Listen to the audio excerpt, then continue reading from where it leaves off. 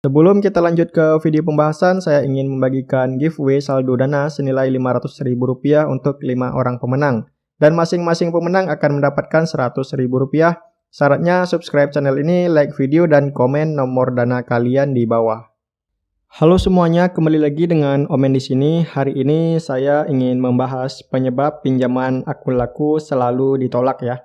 Ada beberapa penyebab yang membuat pinjaman kita di aplikasi akun laku itu selalu ditolak. Nah, sebagai contoh di sini saya sudah login di aplikasi akun laku. Ini adalah tampilan utama dari aplikasi akun laku. Dan kemudian di sini ada yang namanya menu pinjaman dan beberapa menu lainnya. Di sini kita akan menjelaskan penyebab apa saja yang membuat pinjaman akun laku itu selalu ditolak ya. Nah, untuk penyebab yang pertama itu yakni data yang kamu isi itu kurang lengkap. Ada beberapa data yang kamu isi itu kurang lengkap karena jika kamu baru pertama kali mendaftar di aplikasi akun laku, pastikan dulu bahwa kamu sudah mengisi data yang ada di aplikasi akun laku itu dengan lengkap ya dan benar. Jangan menggunakan data palsu atau KTP palsu. Jadi semua form yang diberikan oleh akun laku harus kamu isi dengan baik dan benar. Dan yang kedua itu yakni kredit poin kamu tidak cukup ya atau berkurang ya. Kredit poin ini atau kredit score yang ada di aplikasi akun laku ini setiap akun itu berbeda-beda ya. Karena tidak semua akun itu sama kredit skornya. Jadi pastikan juga jika kamu sudah mengisi data di aplikasi akun laku itu dengan benar agar kredit score kamu yang ada di aplikasi akun laku itu baik ya. Dan pastikan juga untuk kredit score ini yang mempengaruhi kredit score ini adalah pinjaman-pinjaman yang sebelumnya mungkin kamu pernah mengajukan pinjaman di aplikasi akun laku dan sudah disetujui, namun kamu pernah telat bayar 1 hari atau 2 hari sehingga kredit skor poin yang ada di aplikasi akun laku kamu itu berkurang ya. Dan kemudian penyebab pinjaman kamu selalu ditolak adalah pengajuan pinjaman kamu terlalu besar ya. Limit yang kamu ajukan itu terlalu besar. Nah, jika kamu ingin mengajukan pinjaman di aplikasi akun laku, pastikan dulu kamu harus mengajukannya sesuai dengan kebutuhan yang kamu inginkan. Atau misalkan jika kamu ingin mengambil pinjaman dengan jumlah yang besar, kamu harus melakukannya bertahap ya. Semisal untuk pinjaman pertama itu kamu perlu mengajukan yakni senilai semisal Rp500.000 dan kemudian di pinjaman yang kedua kamu ajukan senilai 1 juta. Dan kemudian di pinjaman yang ketiga, baru kamu isi dengan nilai 2 juta sampai 3 juta rupiah. Jadi semuanya harus bertahap, tidak mungkin sekaligus langsung kamu isi dengan limit yang besar ya. Dan kemudian penyebab ketiga pinjaman kamu itu selalu ditolak yakni sistem akun laku sedang error ya. Mungkin untuk saat ini banyak pengguna baru dari aplikasi akun laku, pinjaman mereka itu ditolak. Untuk saat ini aplikasi akun laku ini sedang error ya, sedang banyak bermasalah.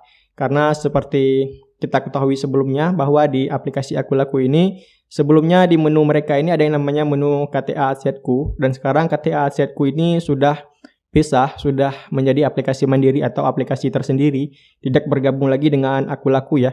Karena terakhir update itu akun laku sistemnya banyak yang error. Jadi ketika sebelumnya kamu memiliki limit yang besar, semisal 5 juta dan tiba-tiba berkurang menjadi 1 juta. Nah, itu adalah kegagalan sistem ya, atau sistem yang error di aplikasi akun laku. Jadi mereka tidak sinkron dengan sistem sebelumnya, maka dari itu untuk sekarang ini banyak pinjaman di aplikasi akun laku yang ditolak. Dan kemudian penyebab selanjutnya yakni data penghasilan pengguna tidak diisi, yang artinya kamu belum mengisi data penghasilan kamu ya. Untuk mendapatkan pinjaman atau pinjaman di ACC di aplikasi akun laku, pastikan juga kamu sudah mengisi data penghasilan kamu ya. Nah, untuk kasusnya ini saya mengisi data penghasilan di aplikasi akun laku ini dengan data palsu ya, alias gaji yang saya isi di aplikasi akun laku ini yakni gaji palsu, di mana gaji ini saya isi dengan nominal yang besar, yakni senilai 6 juta, dan kemudian baru pinjaman saya di ACC di akun laku. Dan terakhir, pastikan juga bahwa kamu tidak pernah telat membayar atau tidak memiliki tagihan di aplikasi lain. Seperti semisal di sini kita akan mengecek di menu pinjaman. Di aplikasi akun laku saya ada yang namanya menu pinjaman. Dan kemudian di sini tertulis, maaf, kualitas kreditmu belum cukup untuk meminjam.